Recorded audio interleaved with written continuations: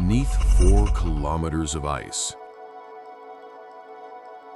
locked away from sunlight for 15 million years, lies a world that evolution forgot.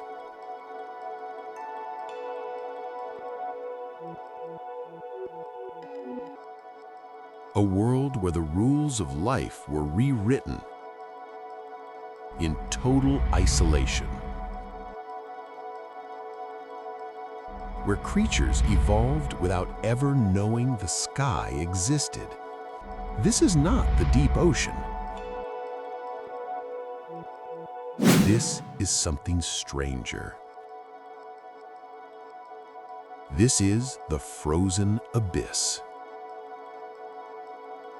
The year is 1957.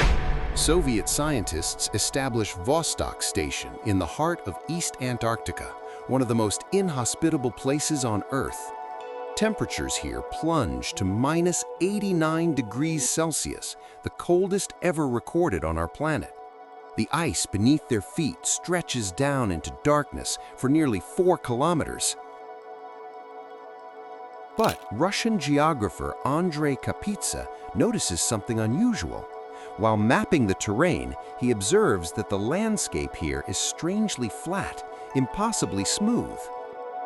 In a continent defined by jagged ice mountains and deep crevasses, this flatness seems wrong. He suggests something radical. What if there is water beneath the ice? A lake hidden from the world, buried under the weight of frozen centuries. His colleagues dismiss the idea. Nothing could exist down there. Nothing could survive. They were wrong. 17 years pass. In 1974, British scientists fly over Vostok Station with ice-penetrating radar. The radio waves pierce through layer after layer of compressed ice, each one representing thousands of years of frozen history. Then, at a depth of nearly 4,000 meters, the signal changes. Instead of bouncing off rock, it reflects off something else, something liquid. Gordon, Oswald, and Robin, the researchers analyzing the data, stare at their screens in disbelief. Kapitsa was right. There is a lake down there, a massive lake. They name it after the station above it, Lake Vostok. The word means east in Russian. But what lies beneath could be from another world entirely. For decades, the lake remains untouched. Scientists debate what might exist in its lightless waters. Some believe it must be sterile, a dead zone where no organism could possibly survive the crushing pressure, the eternal cold, the complete absence of nutrients. Others wonder if life might have found a way. Not life as we know it, but something adapted to conditions so extreme that simply existing there would defy every rule of biology we understand. In 1996, satellite measurements confirm what radar suggested. Lake Vostok is enormous, 150 miles long, 30 miles wide, roughly the size of Lake Ontario. It is the largest of nearly 400 subglacial lakes hidden beneath Antarctica's ice sheet. And it has been sealed off from Earth's atmosphere for at least 15 million years. 15 million years. To put that in perspective, when this lake was last exposed to sunlight, humanity did not exist. The continents were still shifting into their modern positions. Whatever entered that water before the ice cap formed has been evolving in total isolation ever since, cut off from the rest of the planet, adapting to darkness, to cold, to pressure that would crush a human body instantly. The question is no longer whether life could exist in Lake Vostok. The question is what kind of life.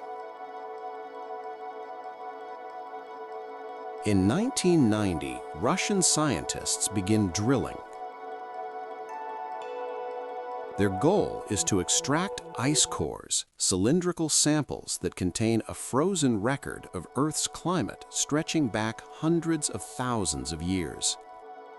The drill descends slowly, carving through ancient ice 1 meter at a time. Progress is agonizingly slow. The deeper they go, the colder it gets, the denser the ice becomes. At 2,000 meters, they find something in the ice cores: bacteria, still alive after being frozen for 800,000 years. The microbes were dormant, their metabolism slowed to nearly zero. But when warmed in a laboratory, they began to move again. Life, it seems, is more resilient than anyone imagined. At 3,000 meters, the ice changes. The drillers have reached what scientists call accretion ice. This is not snow that fell from the sky and compressed over millennia. This is water from the lake itself, water that froze to the underside of the glacier and was slowly carried upward as the ice sheet moved. Studying this ice offers a glimpse into the lake below without actually drilling into it. And what they find is astonishing. The accretion ice contains thousands of unique genetic sequences, bacteria, fungi, even traces of more complex organisms like crustaceans and mollusks. The diversity is staggering. Some of the organisms are psychrophiles, creatures that thrive in extreme cold. Others are thermophiles, microbes that live in extreme heat, suggesting the presence of hydrothermal vents at the lake's bottom. But the most disturbing discovery comes in 2004. Scientists isolate Hydrogenophilus thermoluteolus from the ice cores, a bacterium previously found only in the hot springs of Japan. How did a heat-loving microbe from Japanese thermal vents end up frozen in Antarctic ice? The answer suggests something extraordinary. Lake Vostok is not a stagnant, lifeless void. It is geologically active. Somewhere deep beneath the ice, hot water is rising from cracks in the Earth's crust, creating zones of warmth in an otherwise frozen world. And around those vents, entire ecosystems may have developed, ecosystems that have never seen sunlight, that have never known the surface. By 2011, the drill has descended more than 3,700 meters. The drillers know they are close. Instruments detect the boundary between ice and liquid water just meters below. But penetrating the lake is controversial. Environmental groups warn that drilling could contaminate one of Earth's last pristine environments. The Russians use a mixture of kerosene and freon to prevent the borehole from freezing shut, and if those chemicals enter the lake, they could poison whatever lives there. Scientists around the world urge caution. Wait, they say, develop cleaner methods. But the Russian team pushes forward.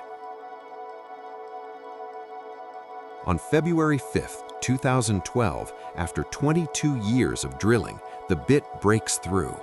Water from the lake, under immense pressure from the ice above, shoots up the borehole and freezes instantly.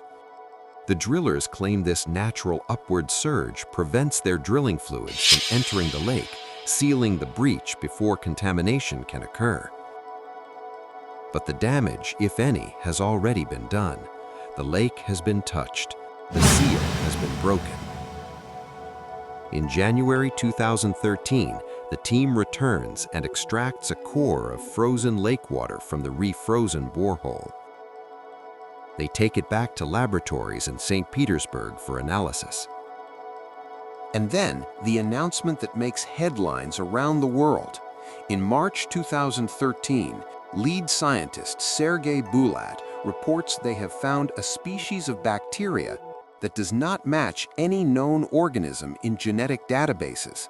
Its DNA is less than 86% similar to any cataloged life form. In biological terms, that is a massive difference. It suggests a creature that diverged from known life millions of years ago and has been evolving independently ever since. Bulat calls it unidentified and unclassified life. The media runs wild. Unknown bacteria from a sealed lake, life that evolved in isolation for 15 million years. Headlines scream about alien organisms discovered beneath Antarctic ice. But then, just 2 days later, the story collapses. Vladimir Korolev, head of the genetics laboratory, tells reporters that the unknown bacterium was likely contamination from the drilling process. The microbe could have come from the kerosene, from human handlers, or from laboratory equipment. What seemed like a groundbreaking discovery is now questioned, disputed, potentially worthless. The scientific community is divided. Some believe the contamination explanation. Others think the Russian team found something real but are walking back their claims under pressure. The truth remains uncertain.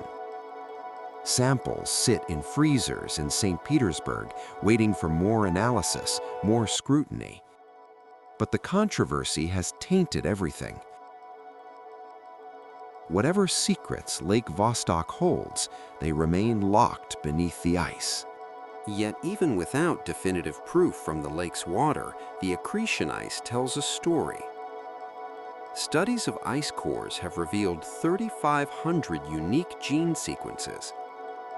94% are from bacteria. 6% are from more complex organisms called eukaryotes. These include fungi, archaea, and genetic material from creatures that should not exist in a frozen lake. There are sequences from marine organisms, suggesting Lake Vostok was once connected to the ocean. There are sequences from thermophiles, confirming hydrothermal activity. And there are sequences from symbionts, bacteria that live inside larger animals, which raises the most tantalizing question of all. If symbiotic bacteria are present, what are they living inside?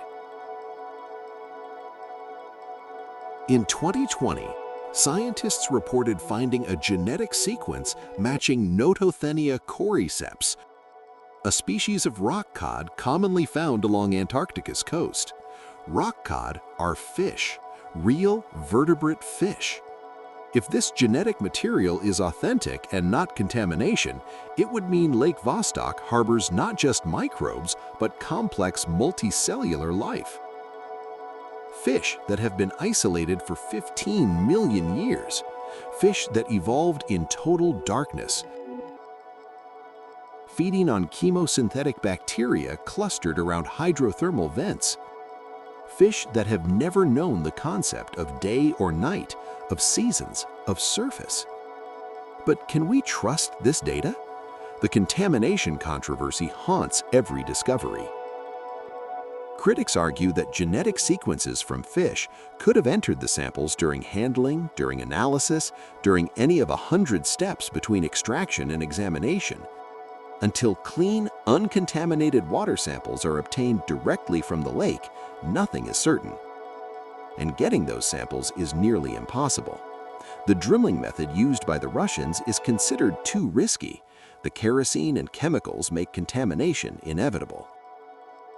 Other nations have proposed cleaner techniques, hot water drilling where heated water melts through ice without chemicals, or robotic submarines that could be sterilized and sent into the lake without human contact. But these methods require funding, international cooperation, political will. And in Antarctica, where territorial claims and national pride complicate everything, cooperation is rare. So what do we know for certain about Lake Vostok? We know it exists. We know it is massive. We know its water temperature hovers around -3 degrees Celsius, kept liquid by the immense pressure of the ice above and geothermal heat from below. We know it contains dissolved oxygen in concentrations 50 times higher than typical freshwater lakes, the result of oxygen from the ice slowly diffusing into the water over millions of years. We know the lake is deep, reaching 900 meters at its deepest point, and we know it is divided into two basins, a northern and a southern section, possibly separated by a ridge or island. In 2005, radar detected an island in the lake's central region, an island that has never felt wind, never felt rain, an island surrounded by water that has never seen stars. We also know Lake Vostok is not alone. Antarctica contains more than 379 known subglacial lakes. Some are tiny, barely larger than ponds. Others rival Vostok in size. And scientists believe many of these lakes are connected by subglacial rivers, channels of water flowing beneath the ice, linking isolated ecosystems into a hidden network. Water pressure differences cause these rivers to suddenly form and then disappear, moving massive amounts of water through solid ice. If the lakes are interconnected, then life in one could potentially spread to others. Which means the diversity we see in Vostok might exist across the entire subglacial system. An entire world of isolated evolution happening right now beneath our feet. But there is another, more unsettling possibility. What if the organisms in these lakes are not isolated at all? What if they have been waiting? Antarctica was not always frozen. 53 million years ago, it was a forested wilderness where palm trees grew and temperatures were subtropical.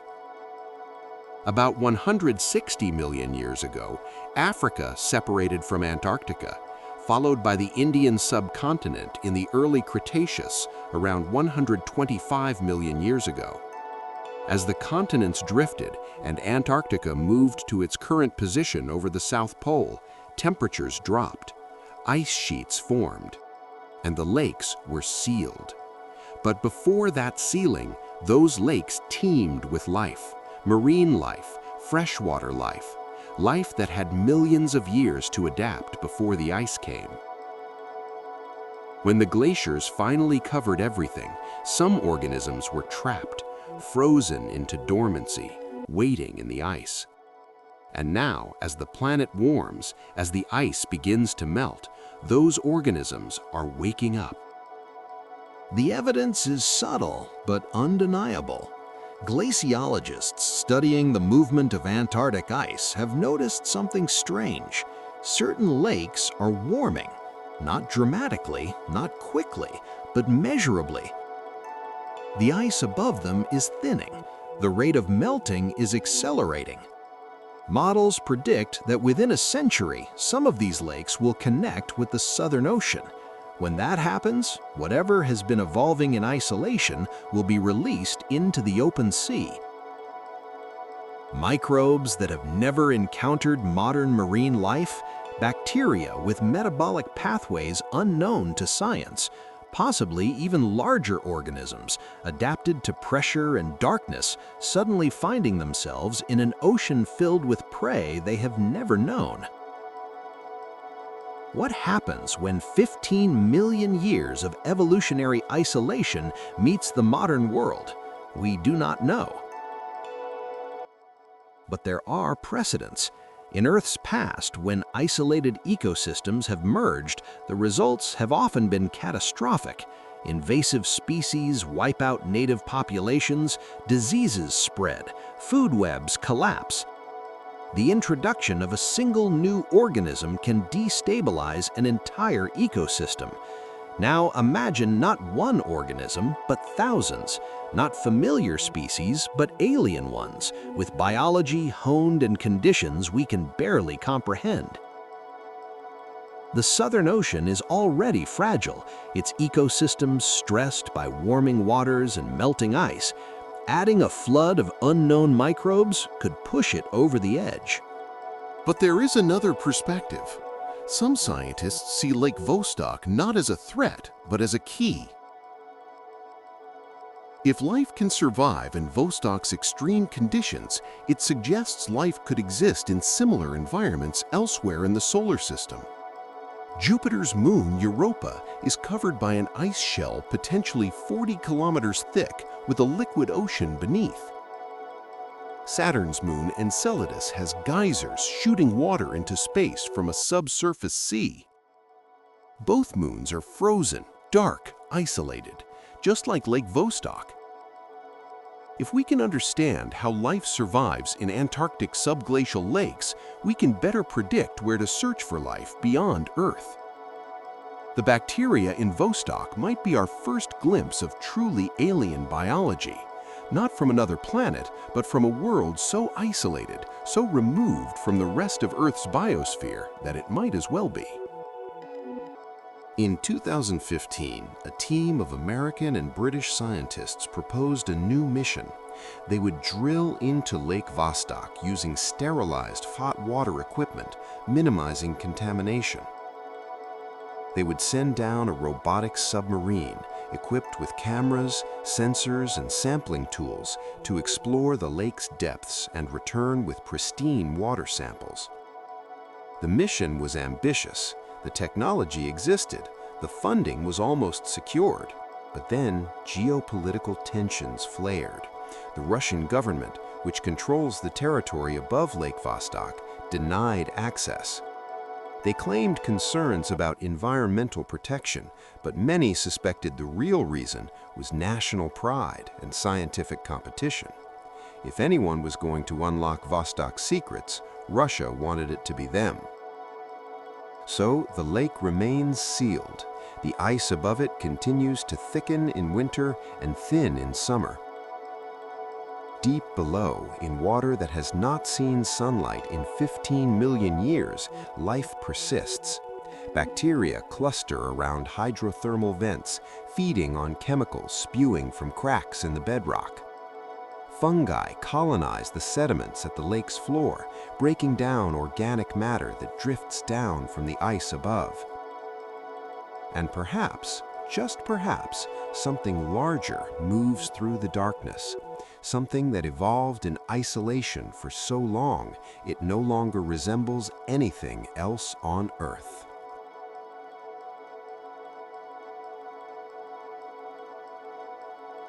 Imagine it. A creature born in absolute blackness. It has no eyes, for sight is useless where no light exists. Instead, it senses the world through pressure, through chemical gradients, through the faint electric fields generated by living tissue.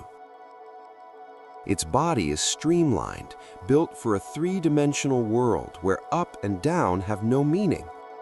It drifts through the water, propelled by undulating fins or cilia, moving between the warmth of hydrothermal vents and the cold of the open lake. It feeds on bacterial mats, scraping them from rocks. Or perhaps it is a predator, hunting smaller organisms that themselves hunt bacteria. It reproduces slowly, perhaps only once in its lifetime, releasing larvae that drift through the lake for years before settling near a vent to mature. It has no awareness of the ice above, no concept of the surface world. It exists in a realm defined entirely by water, rock, and heat, a realm that, to it, is not a prison, but an entire universe. This is speculation. There is no proof such a creature exists, but the genetic evidence, the hints of complex life in the accretion ice, suggest it is possible. And if it is possible in Lake Vostok, it is possible in the hundreds of other subglacial lakes scattered across Antarctica. Each one could harbor its own unique ecosystem, its own evolutionary experiments, its own monsters. The term monster is loaded. It implies something frightening, something dangerous. But the organisms of Lake Vostok are not monsters. They are survivors. They are life that refused to surrender to conditions that should have been impossible. They are biology pushed to its absolute limits and beyond. They are, in a very real sense, miracles. Yet to us, they would seem monstrous, pale, eyeless, moving in ways that defy intuition, feeding on chemistry rather than sunlight, thriving in water so cold it should be ice, under pressure so intense it should crush bone. We fear what we do not understand, and we do not understand what lives beneath the ice. But we must try, because Lake Vostok is not just a curiosity, it is a warning. The planet is changing, the ice is melting. The barriers that have kept these ecosystems isolated for millions of years are breaking down.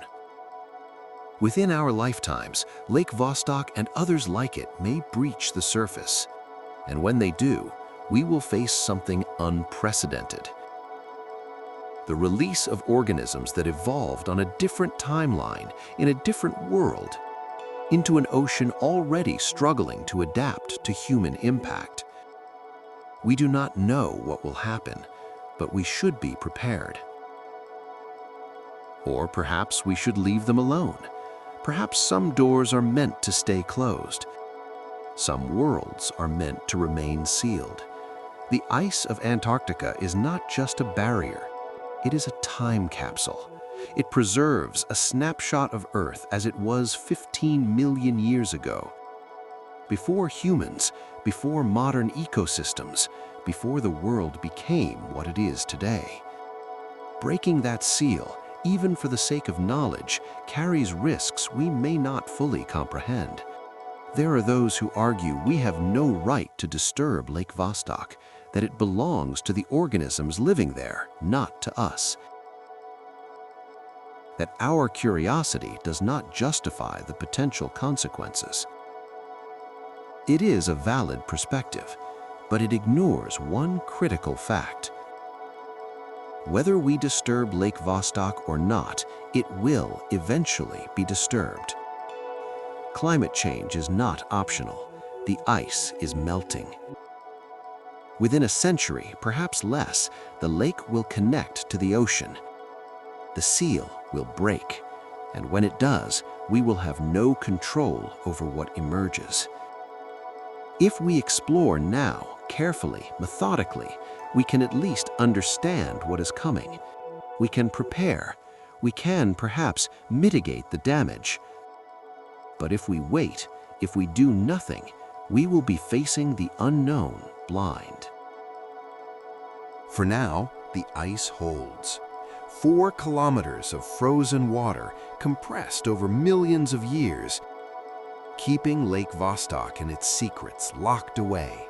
Above the ice, researchers at Vostok Station continue their work, drilling new cores, studying climate records, monitoring the slow shifts in temperature and pressure. Below the ice, in darkness that has never known light, life endures, adapting, evolving, waiting. We have explored less than 5% of Earth's oceans. We know more about the surface of Mars than we do about the deep sea. But beneath the ice of Antarctica lies something even more alien, a world that is part of Earth yet separate from it. A world where evolution took a different path, where the rules we thought were universal do not apply. It is a reminder that our planet still holds mysteries, that there are frontiers we have barely begun to explore. That life in all its forms is more resilient, more adaptable, more strange than we ever imagined. Lake Vostok is not an ending, it is a beginning. The discovery of subglacial lakes has opened a new chapter in biology, in glaciology, in the search for life beyond Earth. What we learn from Vostok will shape our understanding of how life survives in extreme environments. It will guide our missions to Europa and Enceladus. It will force us to reconsider what we mean by habitable. And it will, perhaps, teach us humility, because for all our technology, for all our knowledge, we still cannot answer the simplest question: what lives beneath the ice? One day, we will know. One day, a robotic submarine will descend into Lake Vostok's frigid waters and send back images of whatever has been waiting there. One day, we will see the ecosystems that thrived in isolation, the creatures that evolved in darkness, the biology that grew in a world we never knew existed. And when that day comes, we will finally understand what it means to explore not just another place, but another time. A window into Earth's distant past, preserved beneath the ice. Until then, Lake Vostok remains a mystery, a frozen enigma, a place where science meets speculation, where knowledge meets wonder, where the known meets the unknown.